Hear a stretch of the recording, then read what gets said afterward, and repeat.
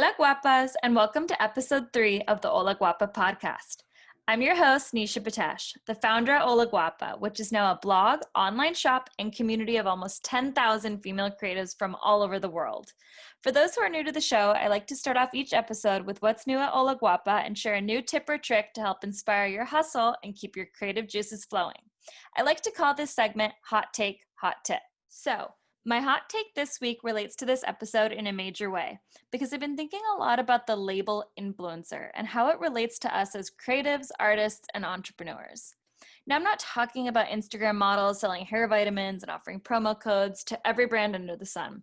I'm talking about women who have real influence, or rather, women who are influential, women who are leading the lives you aspire to lead.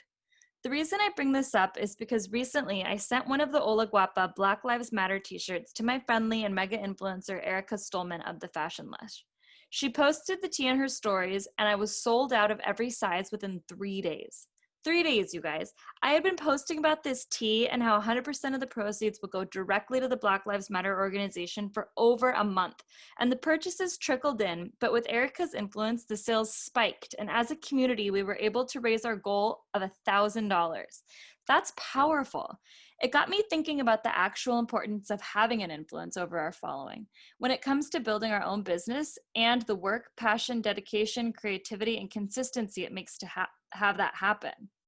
This isn't something to make light of and requires focus, attention, and strategy, which leads me to my hot tip of the week. Pick 3 influencers you admire and study them. What about them are you drawn to? What do they stand for? What is their voice, their style, their aesthetic? What influence do they have over your purchasing decisions? How are they informing your opinions? And then determine your own. Take a deep dive and decide on the who, what, when, where, and why so that your influence is intentional and impactful. I'm super excited to introduce you to our guest today.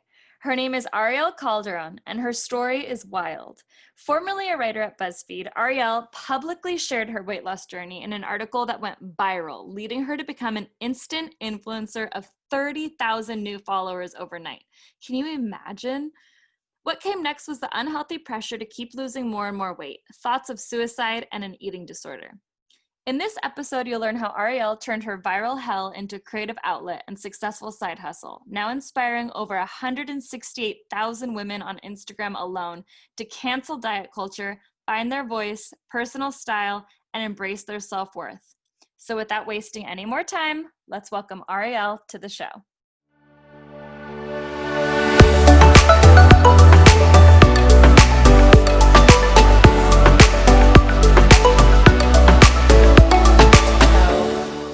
Where do I even begin? So I was at BuzzFeed for 6 years. And when I first started at BuzzFeed, I was an intern and then just sort of worked my way up to staff writer. And then I was leading the community team for a couple of years. And then I transitioned into a role that was definitely not good for me. So in the time that I was working on the community team, I decided to go on Weight Watchers and I lost a ton of weight. At that point, it was, I think, 85 pounds. So I had lost all of this weight. And of course, like I was just getting endless compliments, endless validation, just all of these things. And somebody on the health team asked if I would like to write an article about it. And at the time I was like, yeah, sure. Why not? So I wrote an article and then, overnight, I went from like 115 Instagram followers to like over 30,000 Instagram followers. Wow. It was absolutely wild and just something I've never experienced before. So all of these people just like flooded to my page. And of course, like, it's just extra validation of like, oh, now people give a shit about me, who I am as a person because of this. So I became very, very obsessed with weight loss. My entire feed was just like recipes with low points from Weight Watchers or low calorie or using like zucchini pasta or using spaghetti squash, which like I love spaghetti squash, but I was doing it in a way that was like, clearly I'm just trying to continue to lose weight and stay on that path. And I would work out like 6 to 7 days a week, always like an hour at a time, never took a break. And just like, I kept getting more and more followers. I kept writing more about it at BuzzFeed, and it's just like the increased validation. So I just got very, very obsessed to the point where I couldn't think about anything else. I was like dreaming of brownies, and I was like, what the actual fuck is happening? Like, it was crazy. And like, I just, nothing was more important to me than what I would eat that day. And I would think about food all day long of just like, what am I going to have for dinner? What am I going to have for lunch? What can I make today? Like, what do I need to buy at the grocery store? It just was never ending. And now I don't think about food in that sense at all. So it's just, it's such a difference. But essentially all of that led to an eating disorder. And I was in a really, really awful place. I was very just like vacant at work. Like no one was home, you know, like lights on, no one's home. It was very bizarre. People would always come up to me and be like, are you okay? You look sad. And I was, because I couldn't do anything besides focus on food.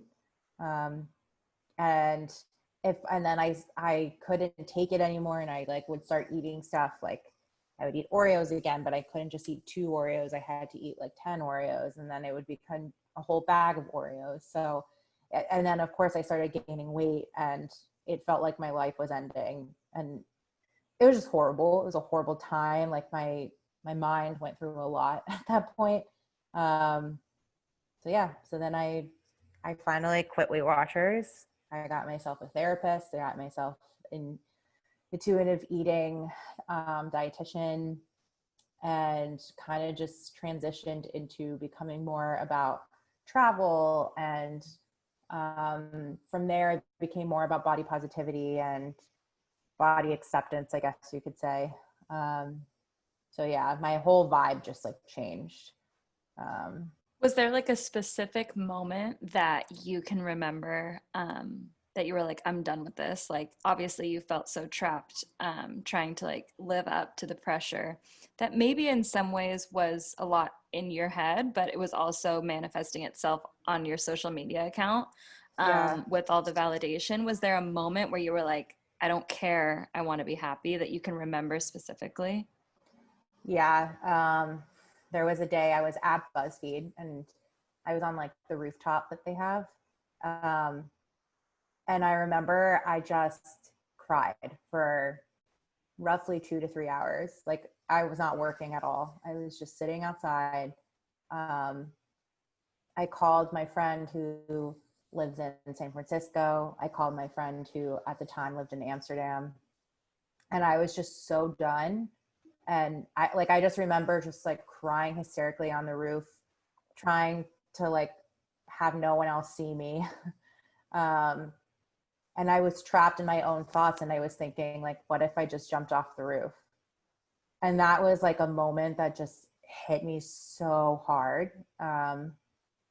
Because I mean, like now looking back at it, it's like crazy to think like that was even a thought I had just because I was gaining weight. Like, it should never have come to that point, but it did.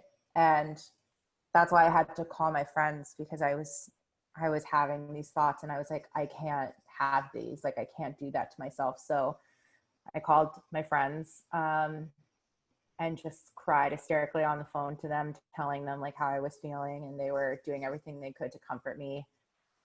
And yeah, that was really the point that I knew I was like, I just can't do it anymore. And I knew how toxic the whole diet culture was to me, and what it was doing to me and my thoughts, my mental health. And nothing was worse than what it was doing to my mental health.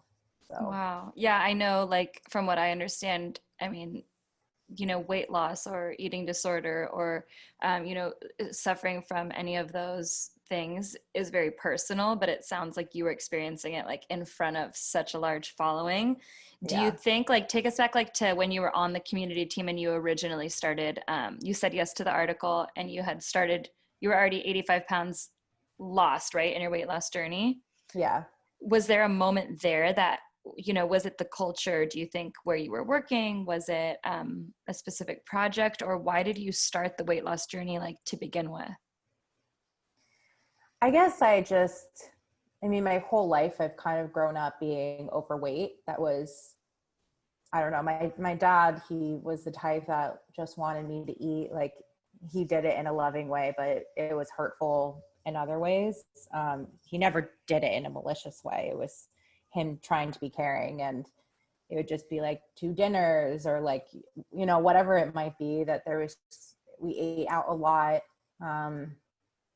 Like, my dad would always get takeout and stuff. So I was just like overweight as a kid all the time. And I always felt that I just never got attention. Like, I was friends with all of the hot cheerleaders who then became Hooters girls, which is a whole thing, which is wild. But, like, I literally was like friends with all of the popular girls in school, and they were all like so beautiful and always had boyfriends. And I didn't. I never had a boyfriend. I just did it. I don't know. I think I was always just so uncomfortable in my body. And, at this point, I don't know, I was 28, 27, 20, I don't know. I can't do math right now. But whenever it was that all of this started, at that point, I was like, I just like want to find someone.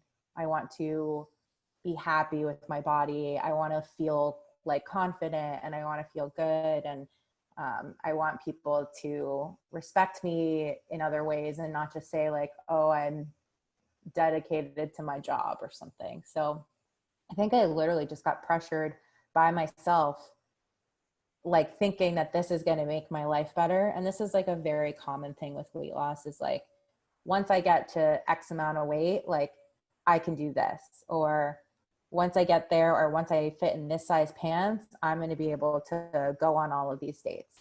And it's such a crazy thing that we do to ourselves, thinking that once we hit a goal weight or something, like all of a sudden magically everything's going to go to plan. And it never does. It's like a whole other slew of problems. So yeah, I think I just like was fed up, and I was like, I just want to be loved by somebody. And of course, the ironic thing is, like, I found love once I let go of all of that, and I gained weight back.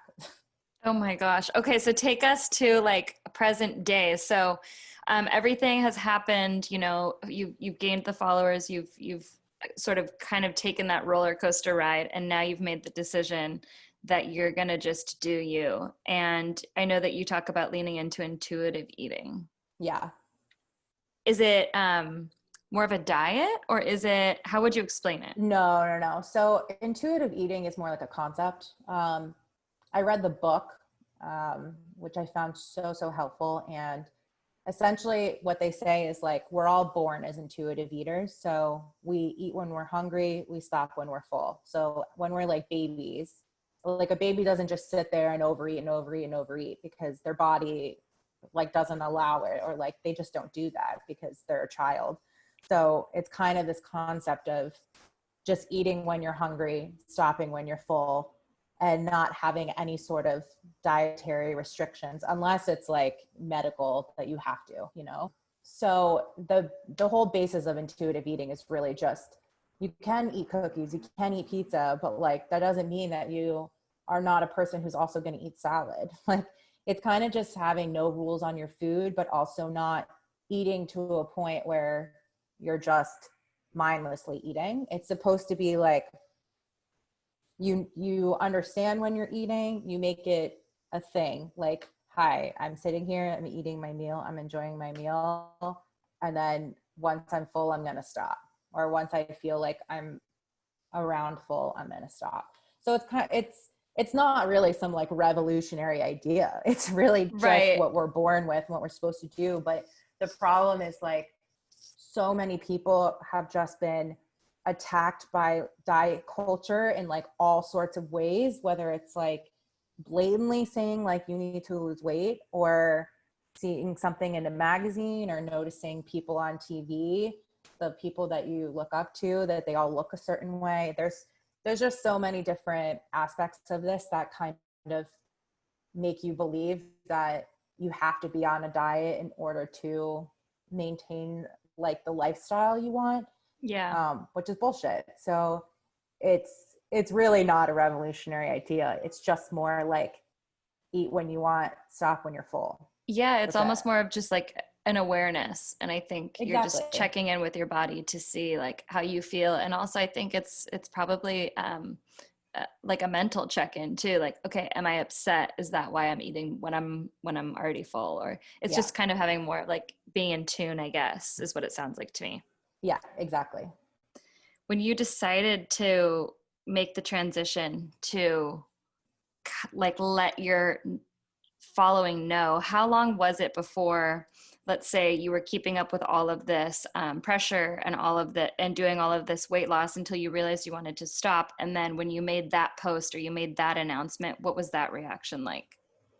Yeah, so basically all of these things were happening, and if I were to even read back the captions, I can only imagine how like desperate I was of like calling for attention here, of just like something's wrong with me. But yeah, I basically at one point decided to just get off Instagram. So I deleted the app from my phone for, I think it was 3 months. And I didn't post anything. And then once I had done like by then a lot of therapy, my dietitian, and I was also in some like anonymous meetings, like 12-step anonymous meetings. So after doing that, I finally felt comfortable enough to be like, maybe now is the time that I can reintroduce myself. So um, I then put an Instagram post, and it was like a photo of a bagel, and I was just explaining like I'm eating a real bagel. Like I am not doing this like bullshit fake bagel stuff that's like 100 calories. Like I'm just not doing it. So I posted about this just being like, I realized so much about my body, my mental health, and like I just cannot live in this state anymore. Like I'm not going to do Weight Watchers anymore. And I wrote like a piece too on my website about I quit Weight Watchers and here's why. So in terms of my Instagram post, I got really positive reaction. People were also praising me, which was funny considering I got so much praise for the weight loss, and that's what gave me so much validation. But then I was getting a whole other set of validation of like, this is okay. So on my Instagram page, a lot of people were very, very positive. On my I quit Weight Watchers and here's why article, not so positive. I just got like a lot of Weight Watchers people being upset and defending the program, and blaming me and saying that like you're not, Weight Watchers is not the reason you have an eating disorder, etc. Which is fine. People will believe what they want to believe. I believe that at the end of the day, Weight Watchers is a corporate company that's depending on your dollars and does stuff to still install diet mentality. Like that is what it is. And like, if people don't want to believe that, that's fine. But that was my belief. And so the reaction was mixed, but overwhelmingly, it definitely was positive, which was good. And even now, like I get DMs all the time from people saying like, I had to unfollow you because I just like couldn't take the diet stuff anymore. Like it was making me feel so bad. So I'm like, so glad that I rediscovered you, and you're like a whole new person and you talk about way different things. I would So imagine it would be like a different quality of a follower too. Somebody who's looking for sort of like a quick diet trick or just like, low calorie recipes versus somebody who's looking towards a person who's really working on the inside to make themselves feel good and talking about things that, yeah, maybe aren't trendy or popular to eat a real bagel, but like yeah. I'm going to do that anyways because I'm feeding myself from the inside too. Yeah, exactly. And I don't know, I just learned so much from that process too. And it's crazy to think like during my whole diet phase, there were just certain foods that like a lot of people will call red light foods. So just stuff that you cannot touch, because if you touch it, you'll eat like so much of it that you'll start to binge on it. I had so many red light foods, and it was stuff that I just like didn't even care about, or I wouldn't eat normally. Like it was really odd. And I don't do that at all anymore. Like I can eat 2 Oreos. I can eat 1 Oreo and like be fine, be satisfied. Like I don't need another one. And I can, like have a bagel and not feel like I need another bagel.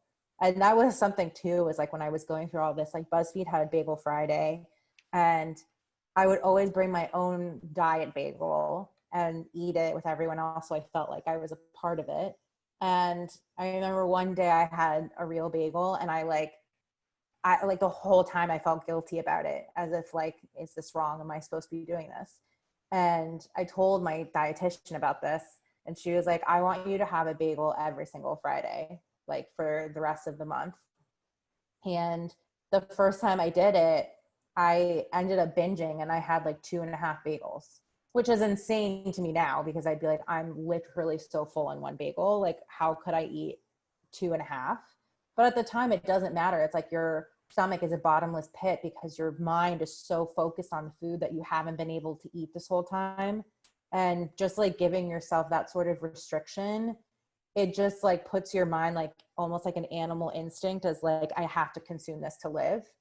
Um, so that's how I felt at the time. And I would just binge on stuff. And I just don't do that at all anymore, because I don't have restrictions on any type of food.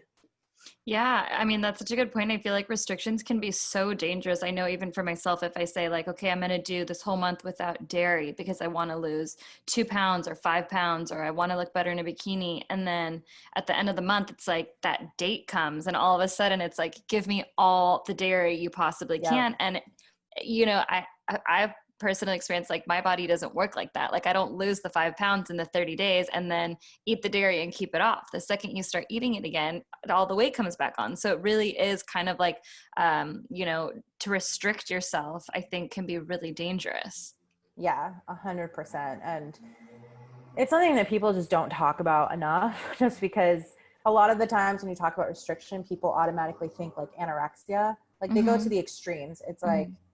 you're either like bulimic or you're anorexic. And it's like, there's just so much in between there that we do to ourselves. And, someone would never look at me at the time and be like, oh, she's anorexic. But really, based on my behavior, I was pretty anorexic. Like I would like stop eating if I just like didn't want to gain weight. And it was like, that's not okay. Like your body needs calories to survive.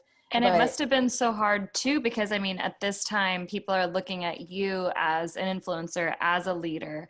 yeah. I guess to kind of like lean more into the business side of it, were you doing any sponsorships at the time? Were brands reaching out to you? What was that like? What was the business side of it looking like for you at that time? Yeah, I definitely got a lot of different brands that would reach out to me for promotion, but it was mostly like there was a bagel brand that was like low calorie. So I remember having that part of it, and it was like an affiliate basis. So I would make money if people bought it. I definitely did that a lot. And Can you walk us through affiliate links really quick? oh yeah, sure. So the way that many bloggers work, honestly, I don't know a blogger who doesn't. But part of the way that we make money is through affiliate links. So essentially, there are different programs that we can link up to, and we can get our special, like unique links. So if I were to put the link for something and you click on it and you buy it, I make commission off of your purchase. This is no added value, no added cost to you at all. This is based on the brand. So they're the ones that are like losing that money, I guess you could say. But it's also like such a small commission most of the time, like, 10 to 15% commission is really, really high. But other times it's like very low. So you can either bank on it or make nothing on it. Like it totally depends. But yeah, so that's what the basis of affiliate links are. So yeah, I did some affiliate stuff, and I definitely had some brands that I wish I hadn't worked with, because now it kind of makes me sad. And there are brands now that I know I would never work with. Doesn't matter how much money they offer me. It's just not worth it for me, because it's not me. And I want to be authentic to my followers and to like who I am. And I don't want to promote something that I just like don't believe in. Was there a pressure there, like from the business side of it, to like keep up with all of those affiliates or any of your partnerships that you had at the time? Or were you just like, I'm totally done with this? Yeah, I was more just like, I'm totally done with this. I mean, it was the thing for me is I'm very privileged in the sense that this side of my business is a side hustle. Like Okay. I have a full-time job, so I have a salary and I have health benefits. So to me, it's like, that's my moneymaker. The extra stuff is awesome for, you know, just living the lifestyle I want to live or putting it in the savings account. In this case, it's putting it towards the dog that Jason and I are getting. So there, you know, it depends. But for me, like I am lucky that this isn't my only source of income. So it's just different. Like bloggers who depend on this stuff, it's like a different lifestyle for them than it is for me. So yeah. Do you think, would you consider yourself like a creative? Yeah, I think I'm a creative. I don't think I'm at the level of some other people, but I like to strategize and really like think things through and do some stuff that's different. You know, I've gotten really into trying to do some video editing, and I do a lot of like outfit change videos now. And I'm trying to be a little bit more creative in the way that I make some sponsored content and not just doing like a normal photo. Like I would love to do like more creative concepts. And there are just so many amazing influencers I follow who do the coolest stuff. And I get a lot of ideas from them too, or inspiration. So I think I am a creative, but I'm also an analytical person. Yeah, it's like interesting talking to you. I feel like this is, you know, as you mentioned, your side hustle, it feels like a creative outlet for you. And I think that sometimes influencers can get a lot of like hate just saying, you know, that they're just posting pictures of themselves or outfits, or I think people don't really understand the creativity that goes into it, and that it really is a form of art to be able to communicate your message through how you're doing it, you know, through picture, through video, through written word, through blog. I mean, it's super creative to me. So I was just curious if you interpreted it like that. Yeah, I would definitely say it's my creative outlet. You know, on my salary side, right, my full-time job, I'm more like communications, like client side communications, overseeing things, making sure things go correctly. So it's definitely more, you know, analytical, I guess you could say, on that side. But yeah, when I do my own stuff, it's like I get to just kind of do what I want and experiment, and I love that. I love to see what I could really bring to a brand and what kind of creative outlet I could have. I also like love numbers. So to me, like I find it fascinating that people swipe up on my stories and actually make a purchase.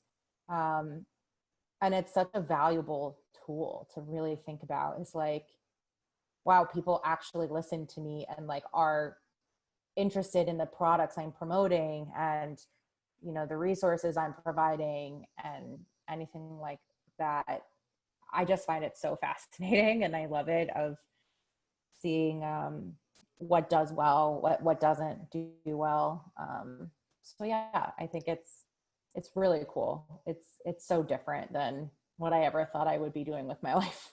It to me, I totally agree. Like the analytics of what people engage with and what people like and what people don't. It's so interesting. I mean, I think even going back to talking about sort of like the quality of followers that changed when you changed, you know, what do you find is that people are loving? Like, what are people swiping up on and purchasing the most? What is there any sort of pattern there? Um, yeah, I think like people can definitely tell when you are not really into something versus when you are.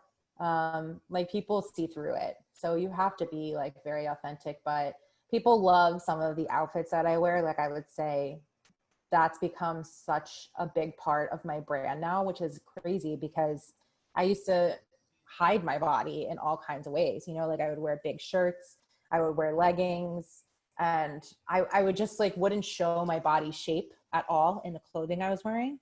I used to hate my hips so much, and there's just so many different parts of my body I would never want people to see or figure out, you know? So even that part of it, of just like me showing rompers that I'm wearing, which I'm wearing one right now, or like just all these different outfits, like dresses, and even like crop tops now, which never would have worn before. So I think like people like to see that I am a bigger girl, I am a plus size girl, but I can also like rock an outfit the same way that a smaller girl can. Like, it doesn't make me a worse person. It doesn't make me an uglier person. It's just like, I just happen to have a different body. So it's pretty like strange and fascinating how the whole thing, my whole vibe has just shifted. But I think like that's just such a big part of it now. Is like outfits do so well for me. Like people love to just see that stuff. And they also love, I would say, anything to do with like skin or hair tends to do well as well. So yeah, it's very interesting. It's funny how you know, maybe started talking about food and lean more into like recipes and dietary, and then, you know, to come out on the other side of it, feeling good, looking good. And then those are, you know, the different products that people are responding to. Like you said, they can tell what you like and what you don't like. And that authenticity is really what will lead somebody to make a purchase, when they see you feeling good and looking good in what you're wearing. Yeah, exactly. And it's like, I'm sure every single influencer has taken a deal that they only took it because they needed money. I myself have for sure done it. I wish I hadn't done it, but I did it. Because at the time it was like I just needed money, or I was excited about the idea of it. But I think like as time goes on, you come to realize like who your brand is, what you want your brand to be. And you are hugely dedicated to actually only endorsing things that you love.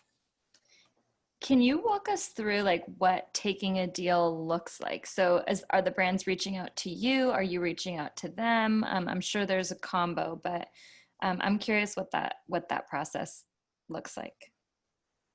Mostly brands come to me. So there are just so many different platforms that influencers can sign up for. And once you're on there, it's like, it totally depends on which platform you're on and how that agency itself does business. But usually once you join the platform, like they have the ability to search through everyone who's on their platform and source people for certain campaigns. So maybe they're using keywords, or they're using parameters of followers or engagement rates. So they can figure out like who they want for a campaign. So, you know, I'm probably more likely to get sourced for like plus size clothing, travel, anything like body positivity wise, or more like well-being, you know, like that's the kind of stuff that usually I'm approached for. Sometimes I'm approached for things where I'm like, this literally makes zero sense, and like I'm not going to do it. So it depends, but usually the brand will come to you, and most of the time they offer you like no money, which is really upsetting. And it's usually on the influencer to negotiate higher. And then you go through a negotiation process. They What tell you, is no money? I'm curious, like in context. Sometimes it'll just be like, we would like to send you free blah, blah, Okay. blah. Okay. So like literally no money. Yeah. Okay. In exchange for an Instagram post. And I'm like, no. Right. But sometimes it's, you know, sometimes they offer lower amounts. Like, I mean, it definitely depends on how many followers you have, what your engagement rate is, what your like vibe is.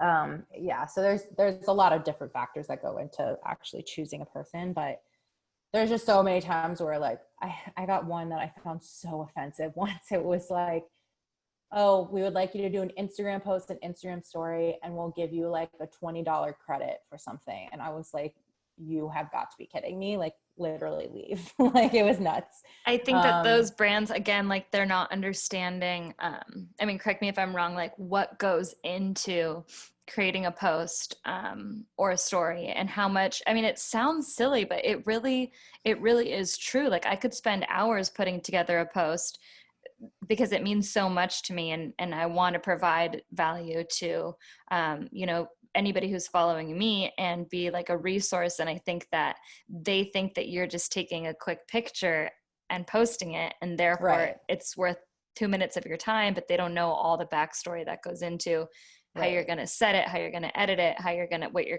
how you're going to comment on it. And I just, Exactly. it's And it's like, I'm also buying things to help with this too, right? It's like I'm buying props, I'm buying apps, I'm buying editing software, I'm buying a camera. Like things go into this whole idea, right? It's like yeah. we actually put our own money into it to make sure that it does well or like it looks nice, because we also expect the brand to use this on like their own social channels or Totally. whatever is negotiated in there. So there a lot of work goes into it. Some influencers don't. Some influencers just post a photo and that's it. But a lot of people are actually really creative and take the time and do some awesome stuff. So, and those are the people that should be paid accordingly. But it is ridiculous to me that like just so many times I've been approached for deals where I'm like, this is just like, you're a corporation, you're getting like this many impressions and you want to offer me like this much money. Like it's just ridiculous to me. Like, yeah. I mean, I could go on and on about like how rates work. Like it's different for everyone, but with like, let's say a person has 100,000 followers and they have like a 3% engagement rate for like one Instagram post and one Instagram story, they should be getting like at minimum like 2.5, 3K, you know? And it's like, sometimes that offer would be like $500. And it's like, no, like what? You're a corporation. You can afford this. Like, get away. And it's kind of crazy too, because like you said, you know, they depend on you, like they're coming to you. So obviously there's a need, but it feels like there's a disconnect in the value, even though like inherently they must know that there's value if they're coming to you. Right. Right. It's just, it's a very frustrating thing, but Negotiating that back and forth. What's would be like your biggest piece of advice, you know, just in terms of everything that we've talked about on the business side of it so far, like negotiating your worth. And I know that you're super passionate about that. Can you speak to that yeah, a little bit? I definitely think like influencers need to know their worth. But they also need to understand like that they have to set it realistically too. Because I've also worked with a lot of people who have managers, and managers will negotiate the craziest stuff. And I'm like, this makes me never want to work with you again, because what you're asking for is actually ridiculous. And it's like, there's just no budget for this. And like, you're also asking to take away budget from other people who actually would depend on this money. And they're not just like a wealthy white woman, you know? And Mm-hmm. that's just such a big part of this industry that like really pisses me off, to be honest. Is there's just so many wealthy white influencers who are getting so much money because they have these managers who just like negotiate the hell on their behalf. But it's like, you don't deserve all of this money. Like you just don't. Like what you're providing is not up to standard. But I mean, that's kind of a whole other thing. But people do need to understand their worth, and like understanding that like usage rights is a part of your contract and exclusivity is a part of your contract, and you should charge according to that. And just understand that like you're putting in effort, you're putting in work, you're paying for props, you're paying for other stuff that goes into all of this. Maybe you're paying for the subscription for your website, and you know, there's a whole list that people probably don't think about. So that just really understanding your worth and not accepting things just to accept it, because it's not worth it most of the times. And like, you should get paid for what you're doing, because at the end of the day, the brand is just getting something super cheap. you know? And it's like, I understand if it's a small business. If it's a small business, most of the time, like the small businesses will send me something and I'll just freely promote it. Like I'm not being asked to promote it. Like they say it would be nice, but it's not required. It's not in a sort of contract. I'm just doing it because I like the product and like I want to show it off. And like I don't make any money on affiliate links for that because it's a small business. So it's like they're not even in the system for that kind of thing. So that's different. But like when it comes to corporations, like don't let them just like walk all over you and basically give you no money. Yeah, it seems like it's a give and take, and it's almost like, I know you mentioned like don't take the deals, even though you had and you regret it, but it almost seems like it might be something that you'd have to go through just to realize it. Like it seems Yeah. like, yeah, I wish that it would be something so easily taught, but it seems like you might actually just have to go through it to know what feels icky, what feels right, how to ask for more. Is that Yeah. what you would say? Or do you feel like there's actually a formula, or has there been a resource or a tool that, is almost more like a calculator? Okay, my engagement and my, followership is this much, and so I can charge this much. Um, it's definitely like you have to kind of feel it in your gut. Like there are Yeah. some things that I will take that is just a free gift just because I want to, because I like the product, or I know like I can sell affiliate money. Like I can get affiliate money by just putting the links up for these because they're like cute outfits. Like it kind of just is you sort of figure it out. But I would say if you're an influencer with if you have above 2% engagement rate, that's good. If you have above like a 10% engagement rate and you have like a decent amount of followers, so let's say you have like at least 30,000 followers and you have between like a 5 or above a 5% engagement rate, that's really good. And you should be paid And for so that, you know? for And I don't think yeah, people understand this. for those who don't even know how to check their engagement rate, where would you find that? That's a little harder. You probably have to just like Google some websites. Like I can see it because I work at an influencer agency. So we have the ability it's like on our platform for us to see. So that makes it easy for me. And we pay for other programs that also allow us to see more stuff. But I'm sure there's a way to Google, like, how do I calculate my Instagram engagement rate? And there must be like a free tool out there that kind of like gives the rundown. But yeah, there's just so much that goes into this. And I've worked with some influencers who have, hundreds of thousands of followers, and then their stories is like they have like 2,000 impressions, which is awful. Like that's really, really bad. Like, Mm-hmm. and their swipe ups are like nothing, like maybe they'll get like 5 to 10 swipe ups, and it's like that's not effective at all. Mm-hmm. So, and that's what pisses me off too, is because those people should not be getting paid an outrageous amount of money if they can't even convert on their stories, because that's the biggest way to convert is on stories, since there's a swipe up right there. So there's like a whole, like this industry is Yeah. like kind of wild, and No, there's so much to go into it, I but know, it's so fascinating to me. I yeah. do kind of want to switch gears a little. I want to talk about your love story. When I met Jason, it's funny. It's kind of like after I started recovering from everything, like that was really the only time that I knew I was ready for something. Was I had finally accepted who I was, where my body was at, what I looked like. I wasn't dieting anymore. Like it was a different perspective I had of myself. So I felt at that point I was comfortable enough to like finally begin dating again. So I went on Hinge, and Jason, I actually messaged him. The way that Hinge works is there's different like prompts. So on his prompt, he said, it was like, my dream vacation is, and he put Wakanda, which is from Black Panther. And then on mine, I had, what can't you shut up about? And I put how Thor had really good character development in Ragnarok, and I think he's the best Avenger. So our Marvel places, I just I saw his and I was like, oh my God, like I love that. So I messaged him first.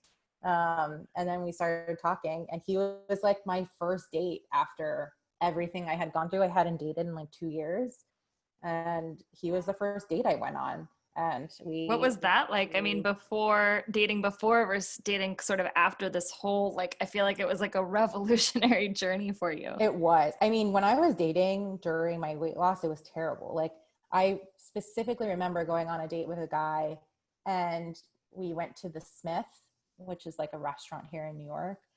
And we got Brussels sprouts. And I remember in my head panicking that, like, can I eat the Brussels sprouts because they have oil on them? And I don't know if they have butter on them. And I remember thinking, like, should I have one glass of wine? Can I have 2 glasses of wine? Or is that too many Weight Watchers points? Like, it was nuts. But this is what I did trying to get myself. to know you, right? And you're having this I'm whole so in my internal head. battle. Yeah. Exactly.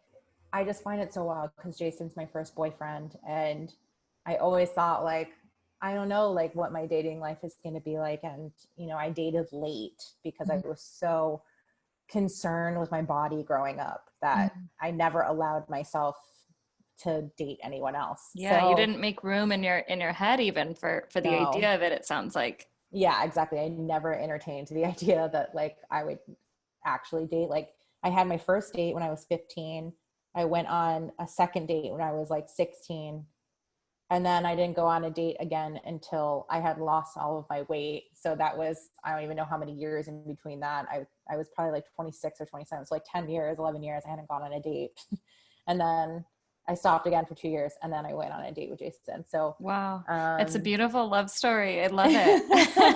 I know. It's like, wow, it's like I'm dating myself and another human. I know that. No, that is exactly what it's like. You have to date yourself too.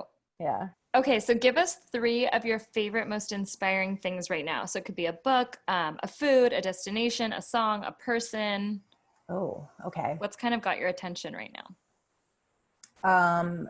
Book I am reading. Let me see. I actually have it right here. I'm reading Between the World and Me by Tanashi Coates, and it is quite a book.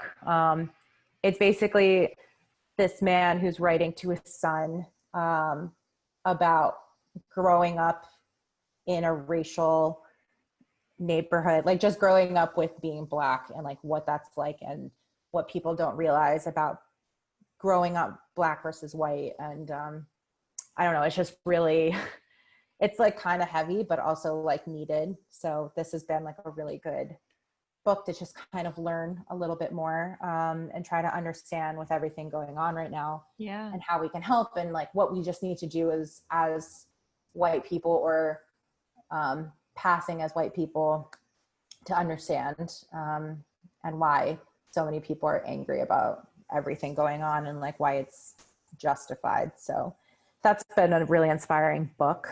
What else?